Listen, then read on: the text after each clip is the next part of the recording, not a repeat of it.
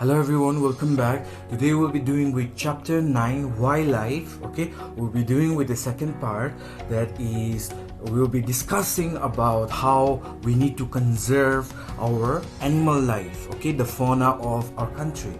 Okay, previously we've been dealing about the animal life, what type of animal are found in which region and in which weather condition, what type of animals are found in our country. Okay, so today we'll be dealing about the usefulness. Okay, we'll be dealing about the usefulness of wildlife and the need to conserve it. Okay, so number one is, why do we need to conserve animals? We need to conserve animals because they provide us with milk, meat, as well as wood, as well as wool. Okay, sorry, they provide us with wool for clothing. They provide us silk, which is also used for making clothes. Okay, and insects like bees, they provide us with honey. Okay, so if we kill all these animals, okay, then we will not be getting these products from them, okay, such as milk, meat, wool, silk, and honey, and many other products as well. Okay, so we need to conserve these animals because they provide us something or the other in order to live. Okay, and next, these animals, okay, if they are not there in an ecosystem, or if they are not there in the jungle, then the jungle would be very empty and it would also be very dull, because animals, they provide beauty to the forest or to an ecosystem. Okay, so just imagine, okay, if there is no animal in the jungle, then it would be very creepy as well, or no insects in the jungle, it will be very creepy. Okay, so animals, they provide beauty to the ecosystem and to the jungle as well. Okay, moving on, poaching. Okay, poaching of animals or killing of animals, okay, of a particular type, okay, also would lead to an ecological imbalance. Okay, so poachers, especially poachers, what they do is that they aim for certain animals because of their benefit. Example, tiger, rhinos, elephant. Elephant for their trunk, rhinos for their horn, tigers for their skin, as well as for their meat. Okay, so what they do, once they start killing all these animal population, example in terms of one horn rhinos, or maybe tigers. Okay, I'll take the example of tigers. If say we have a tiger population of around 200, but in 5 years, all say around 100 tigers have been killed or have been poached by poachers. Okay, then it would indirectly destroy the whole ecosystem. Okay, because every animal and plants as well as human being depend on each other. If one population becomes less, then it would also hamper the other animals as well as humans as well. Okay, so we should also check on such kind of poaching of killing of animals. Okay, and next is, okay, now in recent years, animals in India, okay, such as the cheetahs, okay, the rhinos, okay, as well as the Manx deer, okay, which is a deer. Okay, you can just see in the picture how the features looks like. Okay, they have two sharp pointed teeth, as well as the Indian bustard. Okay, these are on the verge of extinction because of human interference, because of human killing them and poaching them. Okay, and most of them are on the verge of extinction because we are destroying their forests. Okay, we are destroying their homes, we are killing them. Okay, because of special needs, because of their horn, because of their meat, okay, because of their skin. Okay, so we should avoid poaching as well as encroaching in their homes, so that so that it won't hamper their society, as well as we would be able to protect their environment as well. Next, moving on, we have the conservation of wildlife. Okay, the methods which are being used. Okay, number one, that is poaching, which is one of the important factors which is leading to the decline of animals, should be banned. Okay, poaching should be banned, so, and it should also be checked upon by forest rangers so that animal life would not be endangered. Okay, and number two, making up certain laws, animal laws, or maybe imposing laws, strict laws, so that people would follow. Okay, so that they would not kill animals. Okay, or strict punishment to those people who are violating the laws. Okay, so we should all check on that. Laws should also be made strictly. Next, we have people creating awareness among the common people.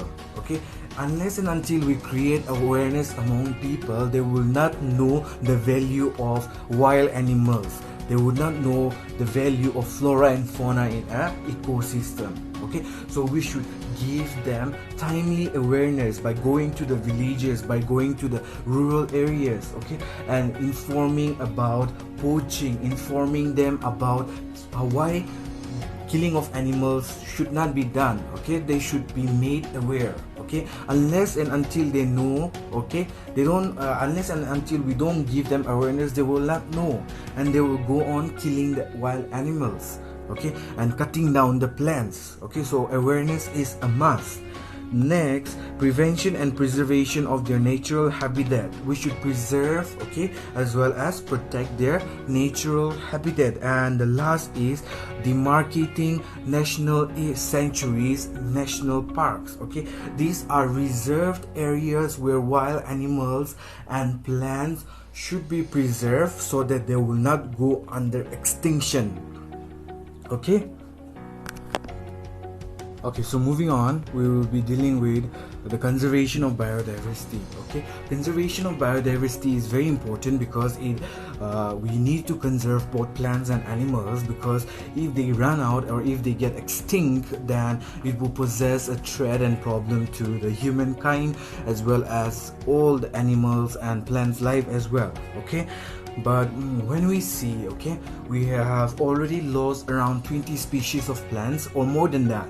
Okay, and also there are 1,300 type of plants which are already on the verge of extinction.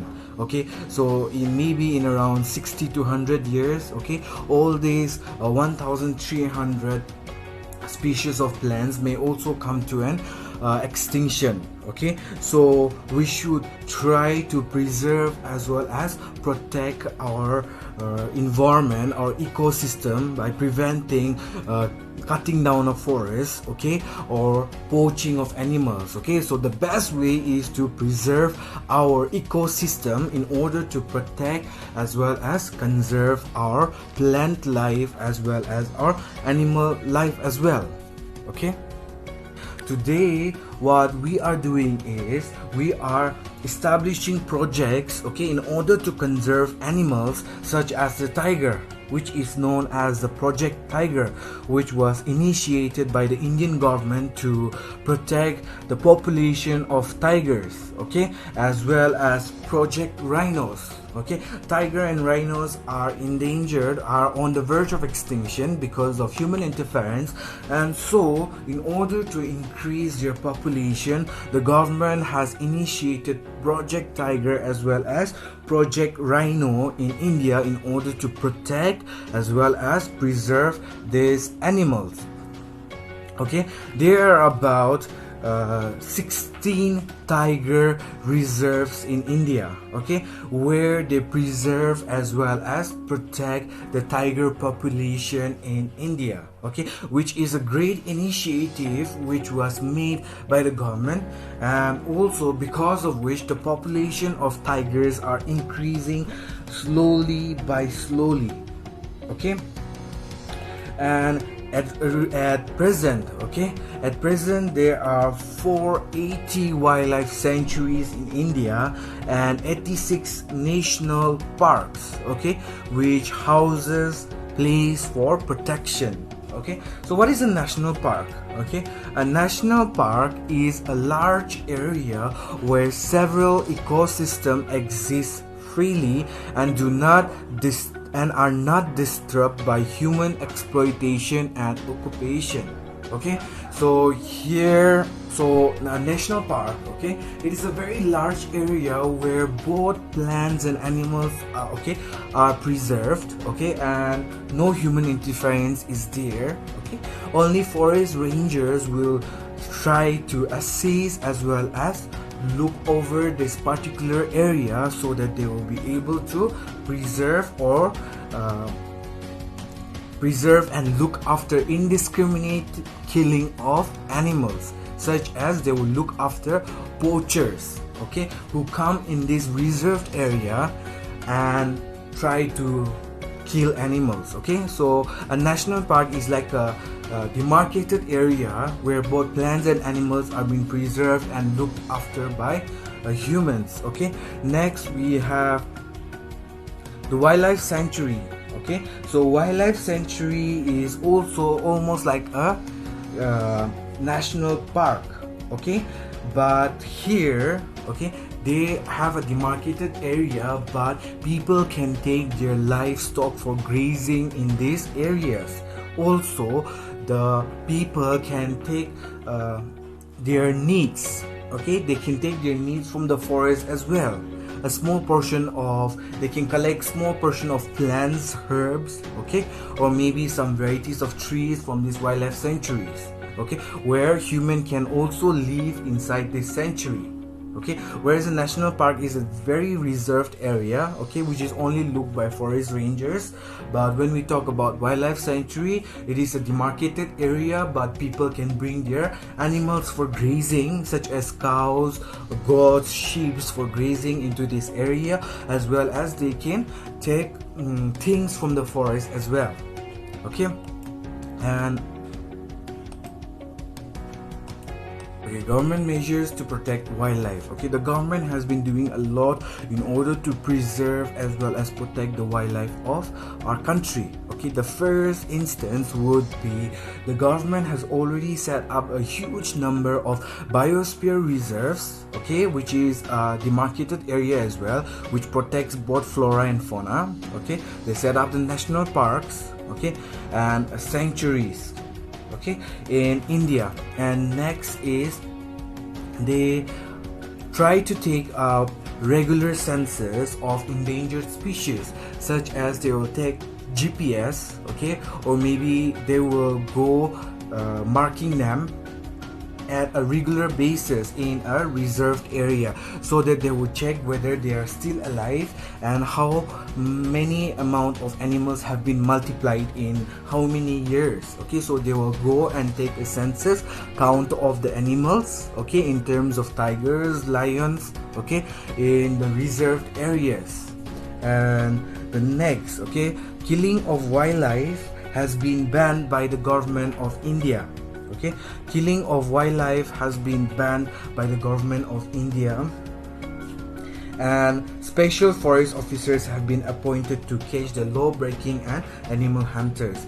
So likewise, okay, the government has banned poaching, and they have set out forest ranger in the forest area so that they will check the people who are poaching and killing animals. Okay, if they are being caught, they will be given severe punishment according to the law.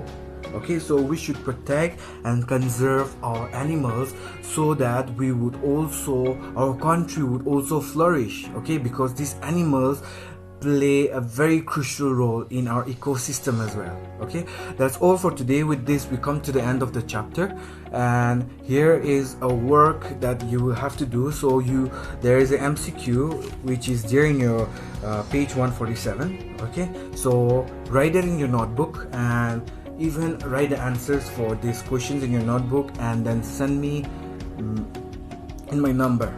Okay, thank you and have a nice day.